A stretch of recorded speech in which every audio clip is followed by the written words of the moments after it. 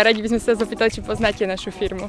EMI? Áno, EMI. Nepoznáme. Nepoznáte. Ešte by sme sa vás radi opýtali, ako vy často nakupujete bytový textil. Viete čo, tak teraz veľmi ešte nie, my plánujeme teda svadbu, takže potom budeme určite nakupovať viacej.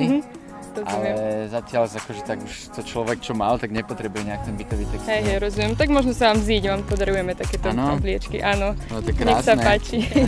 No super, dobrá veľkosť. Majte tak to je vás milé. My by sme vám dneska radi podarili takúto deku a môžete nakúpiť aj u nás. Super, ďakujem. Dneska by sme vám radi podarili takúto osúšku, jestli si na nás našli čas. Áno, vážne. Ďakujem. Nech sa páči. Zoberte. Len tak zadarmo. Ja. Aha, tak dobre. Dobre, tak my by sme vám dneska radi podarili takúto osúšku. Milenky, ďakujem. Ste si na nás našli čas. Nemáte za čo. Majte sa, dovidenia. Príďte si aj vy užiť leto na Domaši a na budúce sa vidíme v Starej Ľubovni, kde práve vás môžeme obdariť darčekom. Nezabudnite nás sledovať na Instagrame, TikToku, Facebooku a vidíme sa na budúce. Majte sa.